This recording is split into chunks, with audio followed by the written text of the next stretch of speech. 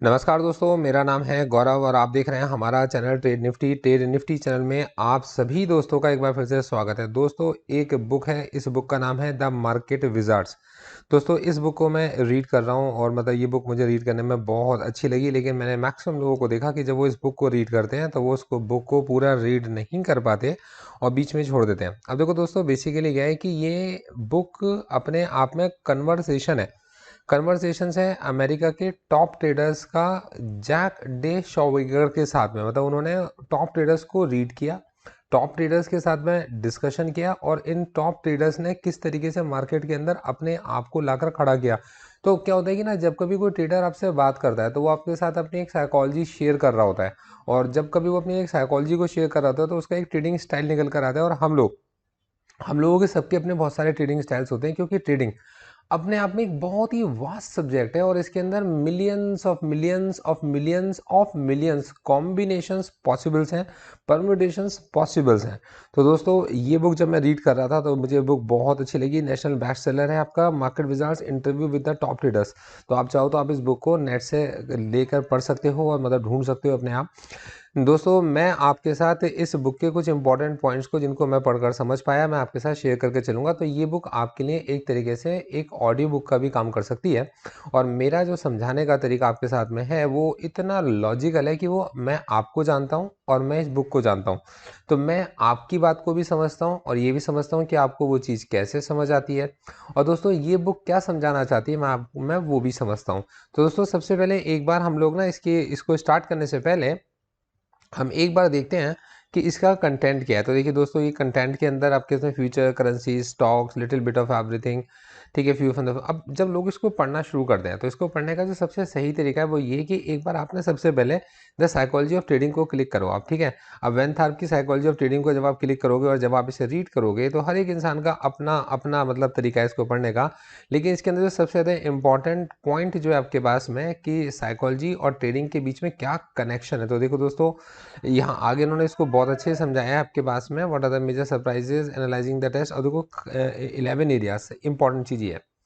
देखो, हमसे पूछते हैं कि सबसे ज़्यादा इतना इंपॉर्टेंट रहता है कि ऐसे कौन से एरियाज हैं जिनके ऊपर ट्रेडर को फोकस करना चाहिए। तो देखो, सबसे पहली चीज़ हमें बताते हैं कि आपका जो एटीट्यूड है। देखिए, सबसे पहले आपकी जो पर्सनल लाइफ है वो बहुत मैटर करती है ट्रेडिंग में।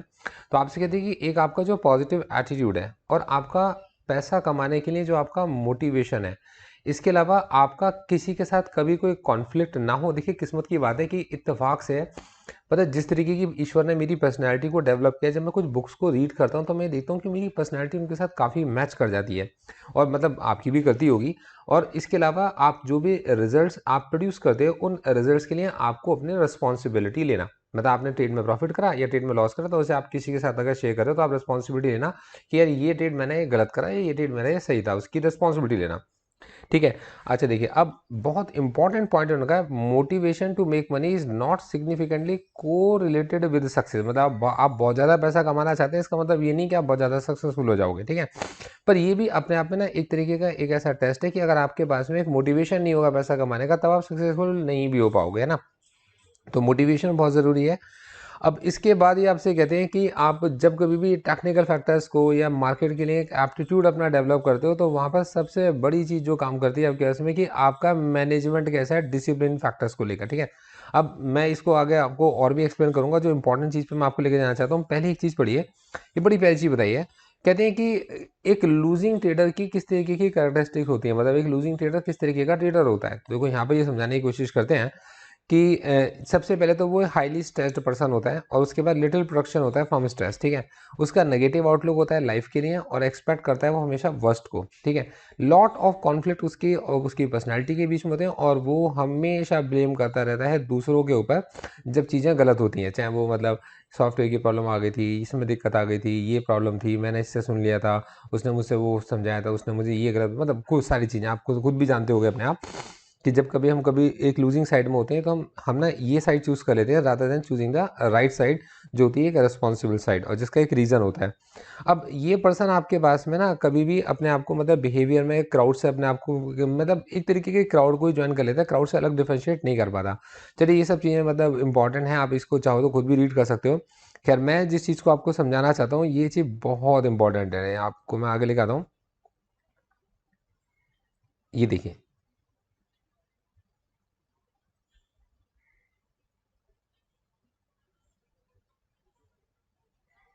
ये बढ़िया। अब देखिए लूजर वगैरह तो सब हम लोग जानते ही हैं। अब हमें कहते हैं कि प्राइमरी साइकोलॉजिकल इम्पीडेंस क्या है आपके पास में, कि जो बहुत सारे लोग आपके से विनिंग ट्रेड अपने कर पाते हैं आपके इसमें, और किस तरीके से उनको करते हैं। तो देखो अब आपके इसमें बहुत सारे लोग आपसे कहते हैं कि बहुत सारे लोग मार्केट को छोड़कर चले जाते हैं, और कुछ डिसाइड करते हैं कि हम मार्केट के अंदर हमें एक सिस्टम बनाने की जरूरत है जिसको हम लोग ट्रेड कर सकें। अब वो सिस्टम कैसा हो, मतलब अब उस सिस्टम में सबसे बड़ी प्रॉब्लम जो आपके इसमें देखिए चीज़ समझाई गई है कि जो बड़ी प्रॉब्लम है आपके इसमें मोस्ट ट्रेडर्स की, ये कि वो रिस्क के साथ डील नहीं कर पाते। किस्मत की बात देखिए, इस किताब को मैं पढ़ रहा हूँ अभी एक हफ्ते से, और मैंने इतनी कमाल की बातें हैं, मतलब मैंने अगर मैं अपनी लाइफ की जर्नी को अगर देखता हूँ तो मैं पूरे टाइम केवल अपने रिस्क को ही मैनेज करता रहा। तो मैं, और पूरे समय अगर आपने हमारे चैनल को देखा भी होगा तो हमने आपको यही सिखाया कि किस तरीके से हम अपने रिस्क को मैनेज कर सकते हैं। ठीक है, ट्रेडिंग फिर से कहते हैं कैसे दो प्राइमरी रेट्स होते हैं सक्सेसफुल स्पेकुलेटिव ट्रेडिंग के। सबसे पहली बात क्या है कि कट योर लॉसेस शॉर्ट, तुरंत अपने लॉसेस को आप काट दो, and let your profits run. अब most people can not deal with these two rails, मतलब ये दो रेल्स हैं, एक तो आपको अपने लॉस को तुरंत काटना है और प्रॉफिट को चलते रहने देना है। कैसे? अब अगर making money is important to you as it is most to people who play investment games, then you probably trouble taking small losses. अब आपके पास में क्या है कि आप बहुत ज़्यादा पैसा कमाना चाहते हो अगर, तो आपका जो सबसे पहला साइकोलॉजिकल फैक्टर आपके साथ काम करता है वो ये कि आपको ऐसा लगता है कि लॉस बुक करने का मतलब है कि लॉस हो जाना, और आपको ऐसा लगता है कि लॉस अगर मैंने बुक नहीं करा तो देयर इज ए चांस कि हो सकता है ये वापस अपनी जगह पर रिकवर होकर आ जाए, जो मतलब लगता है। और ये ऐसी कोई बड़ी बात नहीं जो मैं आपको समझा रहा हूँ, ये आप भी अंदर से जानते हो, सब लोग इसको मानते भी हैं कि लॉस बुक करते हैं उनको लगता है कि अब उनकी कैपिटल कम हो गई, और जब तक आपके पास में लॉस उन्होंने नहीं बुक करा था तो ये मान के चलते हैं कि ये वापस रिकवर हो जाएगा, ट्रेड अभी थोड़ी देर के लिए नीचे गया वापस अपनी जगह पर आ जाएगा, और ऐसा उन्होंने बहुत जगह देखा है। अब इससे क्या होता है, इसका रिजल्ट क्या रहता है? इसका रिजल्ट ये रहता है कि जो छोटे लॉसेज होते हैं वो आपके पास में थोड़े बड़े लॉसेज में कन्वर्ट हो जाते हैं, और फिर वो उसके बाद केवल इतने बड़े हो जाते हैं कि उनको लेना बहुत ज़्यादा मुश्किल पड़ जाता है, और इंसान को काटना इतना मुश्किल रहता है कि ठीक है अब तो मेरी कैपिटल चली गई मान के वो सोच लेता है। अब मॉडरेट लॉस ने बिग लॉस कर दिया, और फिर उसके बाद क्या होता है कि हमारे को बहुत मतलब हमारे को आगे आने वाले वक्त में और छोटे नुकसान उठाना और मुश्किल पड़ जाता है। अच्छा देखो, इसी तरीके से जब हम लोग प्रॉफिट में होते हैं, अब जब हम प्रॉफिट में होते हैं आपके पास में, तो ये हम सोचते हैं कि यार इससे पहले कि हमारे प्रॉफिट हमसे चला जाए, क्यों ना मैं इस प्रॉफिट को बुक ही कर लूँ, है ना। तो जितना बड़ा प्रॉफिट हमारे पास में आएगा तो हमारे अंदर जो टेम्पटेशन होती है ना कि मतलब कि अब हम पे बड़ा प्रॉफिट आने लगा, तो हमारे मन में ना डर उससे ज़्यादा बड़ा बैठना शुरू हो जाता है कि यार ये सारा प्रॉफिट मेरे हाथ से निकल ना जाए। तो क्या करते हैं वो अपनी इस्तेमाल करते हैं, यार इससे जितना जल्दी हो सकता है बाहर निकलो, वो बाहर निकल जाते हैं, और फिर उसके बाद वो मार्केट में प्रॉफिट थोड़ा और ऊपर, मतलब ट्रेड थोड़ा सा और ऊपर जाता है। अब वो उस जगह पर ये सोचते हैं कि यार मैंने ये रैली मिस कर दी, उनका दिल इस रैली में हमेशा बने रहना चाहता है, तो वो क्या करते हैं एक हाई साइड में और एक बड़ी एंट्री ले लेते हैं, और फिर उसके बाद आपको वो सारा चीज़ें खेल पता ही है, बहुत अच्छे से समझा रखा है इन्होंने ये। Simple truth is that most people are risk averse in the profits, मतलब रिस्क नहीं उठाना चाहते जब वो खुद प्रॉफिट में होते हैं। ठीक है, और एक छोटा गेन लेकर, एक बड़े गेन की जगह पर एक छोटा गेन लेकर बाहर निकल जाते हैं, और रिस्क सीकिंग ये सब कुछ बहुत अच्छे से समझा रखा है। अब as a result most people tend to do the opposite which is required for success. Success क्या था? आप अपने लॉस को काटते ना कि आप अपने प्रॉफिट को। तो आपने क्या करा, अपने प्रॉफिट को काट दिया और अपने लॉसेस को चलने दिया। तो यहाँ मैं आपको एक चीज़ बताता हूँ, मैंने खुद भी इसके ऊपर अच्छी प्रैक्टिस की है, और मतलब प्रैक्टिस करने के बाद ही मतलब किसी चीज़ को जब मैंने यूज़ किया है तो मैं यहाँ पर आपके साथ इस चीज़ को शेयर कर पा रहा हूँ। दोस्तों मेरा जो एक्सपीरियंस है, मेरा एक्सपीरियंस सबसे पहले स्टॉक्स को लेकर है, मेरा एक्सपीरियंस उसके बाद ऑप्शंस को बाइंग को लेकर है, इसके बाद मेरा एक्सपीरियंस ऑप्शंस की सेलिंग को लेकर है, और फिर मेरा जो एक्सपीरियंस है इनको कंबाइंड करके स्ट्रेटजीज बनाकर उनको लेकर है। तो इसके अंदर ये है कि अगर आप अपने ही ट्रेड्स के अपने ही स्टाइल को अगर आप फॉलो करते हो और उसके अंदर सिर्फ एक चीज़ आप जोड़ लेते हो कि आपका ऑब्जेक्टिव प्रॉफिट बुक करना नहीं है, अगर आप ये सोचते हो, देखो मैं गलत भी हो सकता हूँ मेरी जगह पर, और मेरे भाई मैं आपसे बिल्कुल ही कहना चाहूँगा कि आप मेरी गलती हो तो आप मुझे माफ़ कीजिएगा इस चीज़ के लिए, और मेरे को मतलब करेक्ट करने के लिए मुझे सजेशन दीजिएगा। देखो दोस्तों, अर्ली इन द मॉर्निंग जब मार्केट में ट्रेड स्टार्ट होते हैं तो उस समय पर जब मैं ट्रेड करना शुरू करता हूँ तो मेरे दिमाग में सबसे पहला ऑब्जेक्टिव ये होता है कि अगर मुझे पहले प्रॉफिट मिल जाता है तो मैं मार्केट से बाहर निकल जाता हूँ, और आज के लिए इतना मेरा काफ़ी है, मैं ये मान लेता हूँ, और मैं मार्केट में एंट्री नहीं लेता। लेकिन मार्केट के अंदर अगर मुझे लॉस होना शुरू होता है तो मैं बहुत छोटे छोटे लॉस बुक करता हूँ।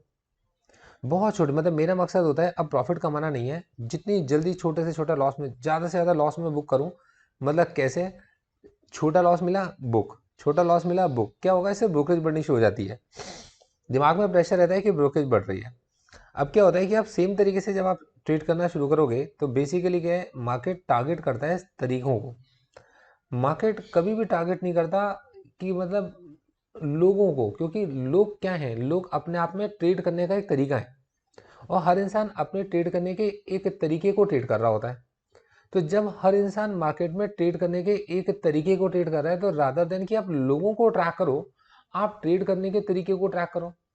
अब जैसे लोग ट्रेड करने का उनका तरीका, कोई आरएसआई को देखकर चलेगा, कोई उसके अंदर मूविंग एवरेजेस को देखकर चलेगा, कोई कैंडलस्टिक्स को देखकर चलेगा, कोई चार्ट पैटर्न्स को देखकर चलेगा। तो ये चीज़ें अगर आपको सब कुछ पता हो तो आप ये बड़े इजीली पता लगा सकते हो कि कोई बंदा अगर आरएसआई को देखकर चल रहा होगा तो वो इस जगह पर बाय कर रहा होगा या वो सेल कर रहा होगा। अगर कोई ट्रेंड लाइंस को देखकर चल रहा होगा तो वो इस जगह पर बाय कर रहा होगा या सेल कर रहा होगा, या पता लगा सकते हो। अगर कोई बंदा किसी, मतलब देखो बहुत कम लोग ऐसे होंगे जो ट्रेडिंग के अंदर ऑप्शन चेन को देखकर ट्रेड कर रहे होंगे और ट्रेडिंग के अंदर मैथ लगा कर ट्रेड कर रहे होंगे। दोस्तों मैथ एक ऐसी चीज़ है जिससे बचपन से हमें नफरत होती है, मतलब वो एक ऐसी चीज़ है जो हमें बचपन से ही नफरत कराती है। दूसरी चीज़ हमारे पास, हम कभी भी अपने ट्रेड्स को लिखना नहीं चाहते। मतलब हमारी कोशिश हमेशा होती है, जैसे कि अगर आप से पढ़ोगे तो हम कभी भी अपने ट्रेड्स को लिखना नहीं चाहते, जबकि हमारे को अपने ट्रेड की हमेशा समरी बनानी चाहिए। मतलब ट्रेड खत्म होने के बाद हमने किस ट्रेड को करा, इस ट्रेड को करने के पीछे की हमारी क्या वजह थी, इस ट्रेड के अंदर मैं कितनी जल्दी लॉस में निकल गया, इस ट्रेड के अंदर अगर मैं इसमें बैठा रहता तो मुझे कितना लॉस होता, इस ट्रेड के अंदर और कितना प्रॉफिट कमाया जा सकता था। तो दोस्तों अगर आपने छोटे छोटे लॉस बुक करते हो, दोस्तों उम्मीद करके चलता हूँ कि ये चीज़ आपको पसंद आएगी। आप अगर छोटे छोटे लॉस बुक करते हो तो क्या होता है कि आपकी कैपिटल तो डेप्रिशिएट होना शुरू होती है, आपकी हिम्मत भी टूटना शुरू होती है, आपकी ट्रेड लेने की का दिल भी नहीं करता। मतलब बहुत सारी चीज़ें होती हैं यहाँ पर, ऐसी जगह पर ट्रेड लेने का दिल भी नहीं करता। लेकिन अगर आप ना छोटे लॉस बुक करते हो तो आपको, आपके पास जो लॉस 1,000 का होना था वो 100 रुपये का 10 बार में आया। तो 10 बार में अगर 2 बार ऐसा हो कि आपके पास वो लॉस ना आए तो वो जो ट्रेड आपके हाथ में आता है वो ट्रेड ऐसा होता है जो दौड़ता चला जाता है, और वो ट्रेड होता है वो आने वाले 30-40 ट्रेडों को करने की आपको कैपेबिलिटी दे के चला जाता है। अब ये आपके ऊपर भी होता है कि आप प्रॉफिट को किस तरीके से हैंडल कर पाते हो। अब जैसे कि मतलब मेरा क्या तरीका है, मैं अपने प्रॉफिट को बाहर निकाल लेता हूँ। प्रॉफिट को बाहर निकालने के बाद फिर वापस उसे रख लेता हूँ कि मेरे को अब 6,000 रुपये से स्टार्ट करना है, 4,000 रुपये से स्टार्ट करना है, 5,000 रुपये से स्टार्ट करना है। कब तक? जब तक पूरा एक साल ना हो जाए मेरे को उस कैपिटल के साथ में एक कंफर्टेबल जोन में ट्रेड करते करते। जब मेरे को 6,000 रुपये संभालने आ गए तो दोस्तों मैं 6,000 से 6 लाख रुपये भी संभाल सकता हूँ। बस मुझे उसको क्या करना है, आपके पास में 100 टाइम्स करना है। मैं उन 6,000 के 6 लाख की कैपिटल को भी संभाल सकता हूँ अगर मुझे 6,000 कंट्रोल करना आ गया। और अगर 6,000 भी कंट्रोल करना मेरे को नहीं आता तो मैं 6 लाख रुपये भी कमा दूंगा, मैं 6 लाख भी कंट्रोल नहीं कर पाऊंगा। क्योंकि उसका रीज़न है कि जब कभी भी आप ड्राइव करना सीखते हो तो सबसे पहले आप साइकिल चलाना सीखते हो। क्योंकि आप साइकिल चलाना अच्छे से सीख जाते हो तब आप स्कूटर चलाना सीख जाते हो। आप स्कूटर अच्छा चला लेते हो तब आप किसी अच्छी बाइक को चला लेते हो। जब आप किसी अच्छी बाइक को चला लेते हो तब आप अच्छी कार भी चलाना सीख जाते हो। जब आप अच्छी कार चलाना सीख जाते हो तो फिर आप तो कार को हवाई जहाज बना के उड़ा भी सकते हो, है ना। तो यहाँ पर सबसे ज़्यादा ज़रूरी है जो, मतलब ये साइकोलॉजी जो इन्होंने समझाई है, तो अगर आप, मैं इसको आगे भी समराइज़ करने की कोशिश करा करूँगा। मतलब इस बुक को जब मैंने पढ़ा तो इस बुक को पढ़ने के लिए अगर आप पूरी बुक ना भी पढ़ पाओ तो आप एक बार ना सबसे पहले इसको पढ़ के चलो। अब देखो दोस्तों एक और चीज़ है यहाँ पर आपके इसमें इन्होंने बताई है कि जब कभी भी हम मार्केट के अंदर जाते हैं तो हमारे पास होती है स्ट्रेस। तो देखो पहला टॉपिक मैंने आपको उनका पूरा समझाया कि रिस्क को कैसे मैनेज किया जाता है, हम रिस्क मैनेज क्यों नहीं कर पाते हैं, और दूसरा हम अपनी मिस्टेक्स से लेसन क्यों नहीं सीख पाते हैं, ये मैंने आपको समझा दिया। दोस्तों अगली चीज़ आती है आपके पास स्ट्रेस। दोस्तों अगर आप स्ट्रेस को देख के चलो तो ये हमारे पास एक हमारा बायोलॉजिकल रिस्पॉन्स है। मतलब आप अगर स्ट्रेसफुल होगे और आपकी ब्रेन की जो प्रोसेसिंग की कैपेसिटी है वो हमेशा लिमिटेड है, वो अनलिमिटेड आप हो सकता है हो, लेकिन मैं ये मान के चलता हूँ और बुक भी ये मान के चलती है कि हमारी सोचने की जो कैपेसिटी है वो लिमिटेड है। तो अगर हमारा दिमाग पहले से प्री ऑक्यूपाइड होगा चिंता में, और मुझे नहीं लगता कि आप में से किसी ने अपने घर में अच्छी लड़ाई लड़ने के बाद में एक बहुत अच्छे टेस्ट करके दिखाए होंगे। अगर आपको ऐसा लगता है तो मतलब मुझे प्लीज़ ज़रा कमेंट कीजिएगा कि मतलब कि आप कितना अच्छा फील कर पाते हो घर में एक लड़ाई लड़ने के बाद अपने टेस्ट के ऊपर फोकस, है ना। तो दोस्तों यहाँ एक चीज़ निकल कर आती है कि जब कभी भी हमारा दिमाग प्री ऑक्यूपाइड होता है तो ट्रेडिंग के सारे पार्ट्स को एनालाइज नहीं कर पाता। तो इसका कॉमन रिस्पॉन्स क्या होता है कि हम मार्केट में जाकर अपनी उन प्रॉब्लम्स को देखना शुरू कर देते हैं। दोस्तों मार्केट हमेशा हमारी प्रॉब्लम्स के लिए रेस्पॉन्ड करता है, हमेशा। जब कभी भी आप प्रॉब्लम में होगे तो आप समझो कि आप मार्केट में जाओ, मार्केट हमेशा आपकी प्रॉब्लम्स के लिए रेस्पॉन्ड करेगा, वो आपको और ज़्यादा प्रॉब्लम में लेकर आएगा, कभी भी उसका सोल्यूशन निकाल कर आपको नहीं देता। तो दोस्तों यहाँ एक चीज़ समझाई गई है कि जब भी कभी आप किसी ऐसे मोड में हो कि आप किसी चीज़ से लड़ रहे हो, तब आपको उस समय पर आपके जो डिसीजंस होंगे वो इरेशनल डिसीजंस होंगे, और आप उसी तरीके के क्राउड को फॉलो करना स्टार्ट कर दोगे जो दो तरीके की ज़िंदगी जी रहा है, जिसके अंदर दो ज़िंदगियाँ चल रही हैं। एक वो ज़िंदगी जिसके अंदर स्ट्रेस है और एक वो ज़िंदगी जिसके अंदर एम्बिशन है। तो ये स्ट्रेस और ये एम्बिशन साथ नहीं चल पाते। दोस्तों ये चीज़ इन्होंने बहुत अच्छे से समझाई है।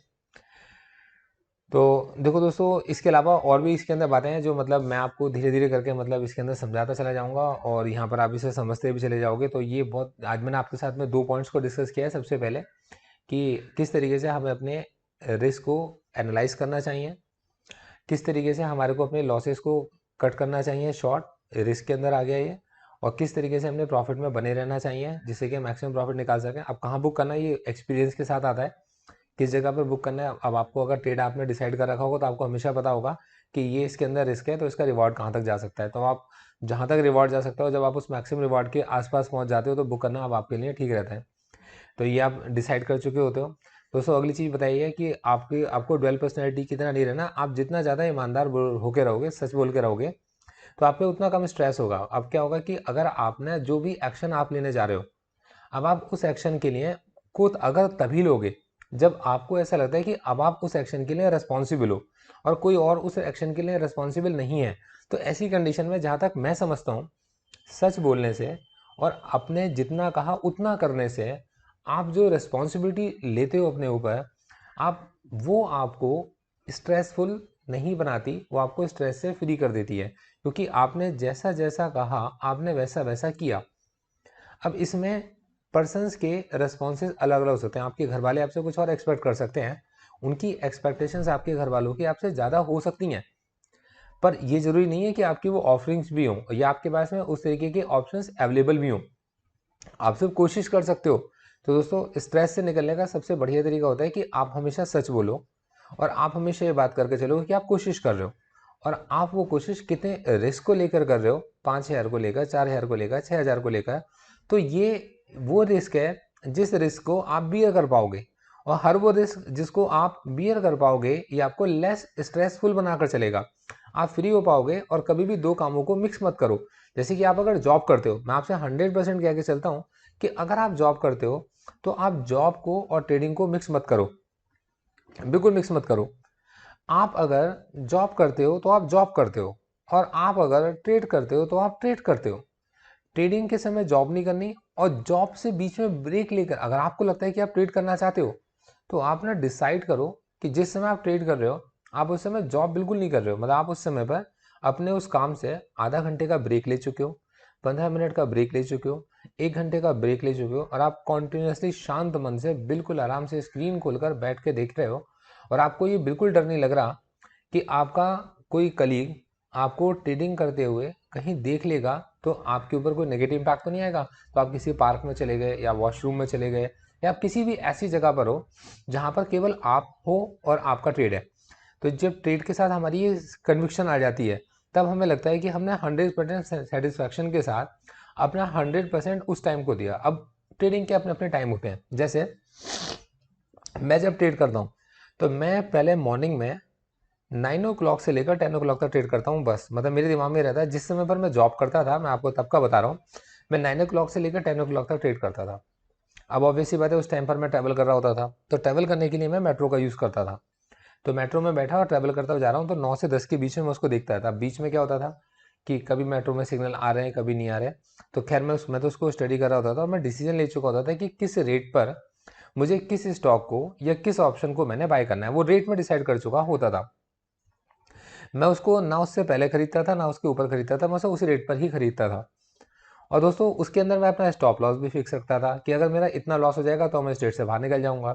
और फिर दोबारा एंट्री में किस प्राइस पर लेके चलूंगा वो भी मेरा हमेशा फिक्स होता था। तो दोस्तों मैंने सबसे पहले इस चीज़ के ऊपर कमांड की।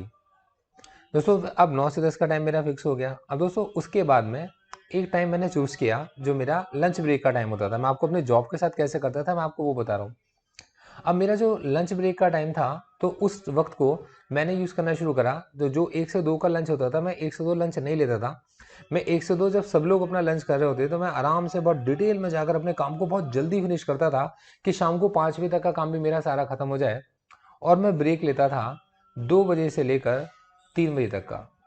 तो ये 2 से लेकर 3 तक का जो मेरे पास में ब्रेक होता था, या 1:45 से लेकर 2:45 तक का जब मैं ब्रेक लेता था 1 घंटे का, तो उस 1 घंटे के ब्रेक में मैं आराम से खाना खाता था। और खाना खाते खाते आराम से स्टॉक्स को देखता था, स्टॉक्स के अकॉर्डिंग ऑप्शंस को देखता था और अपनी पोजीशंस क्रिएट करता था, ये सोच के कि आज मार्केट में ऑप्शन राइटर्स ने किस तरीके की पोजीशंस अपनी क्रिएट की हैं कि वो उनके लिए आने वाले वक्त में, मतलब आने वाले कल के दिन में उनके लिए बेनिफिशियल रहेंगी।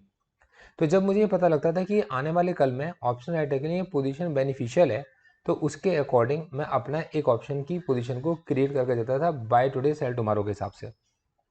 और दोस्तों मैक्सिमम टाइम में देखता था कि जब अर्ली इन द मॉर्निंग मैंने उसके अंदर या तो मैं अपने उस ट्रेड को कंटिन्यू कर रहा होता था, या उस ट्रेड में एक छोटा लॉस बुक कर चुका होता था, या उस ट्रेड में मैं प्रॉफिट में होता था। तो दोस्तों यहाँ पर मैंने अपने वर्किंग के साथ अपने ट्रेडिंग को फिक्स करा। और दोस्तों फिर उसके बाद धीरे धीरे करके लाइफ में बहुत, मतलब लाइफ आपको मौके देती है और आप उसके अंदर कुछ ना कुछ करते चले जाते हो। तो दोस्तों ये बुक मैंने पढ़नी शुरू की और मतलब इस वीक के अंदर मैंने इस बुक को मैंने पढ़ा है। और इस बुक के बारे में मैंने आपको जो चीज़ बताई है कि अगर आप कुछ ना भी पढ़ पाओ तो ये चीज़ें इसके अंदर बड़ी इंपॉर्टेंट है। द मार्केट विजार्ड्स इस बुक का नाम है और नेशनल बेस्ट सेलर है मार्केट विजार्ड्स ये बुक। और दोस्तों इसके अलावा आप अगर हमारे एक वीक के कोर्स को ज्वाइन कर, हमारी पब्लिसिटी तो रहेगी दोस्तों, अगर आप हमारे एक वीक के कोर्स को ज्वाइन करना चाहते हो, थिंकिंग थर्स्टी क्रो स्ट्रेटजीज के कोर्स को अगर आप ज्वाइन करना चाहते हो, तो डिस्क्रिप्शन में लिंक है, आप उस लिंक के थ्रू हमारे को ज्वाइन कर सकते हो। और दोस्तों इसके अलावा एक बात और, अगर आप ये सीखना चाहते हो, जानना चाहते हो कि मैं ट्रेडिंग्स के आफ्टर ट्रेडिंग आवर्स मैंने जो ट्रेड लिए थे उन ट्रेड के अंदर मैंने कितना लॉस बुक किया, कितना मैंने प्रॉफिट बुक किया और उसके पीछे मेरी साइकोलॉजी क्या चल रही थी, तो आपके पास डिस्क्रिप्शन में आस्था ट्रेड्स का लिंक है। आप उस लिंक से अपना अकाउंट आस्था ट्रेड्स में खोलने के बाद आप मुझे व्हाट्सएप कीजिए, मैं आपको अपने ट्रेड्स अपडेट करना स्टार्ट कर दूंगा। Thank you so much, all the best.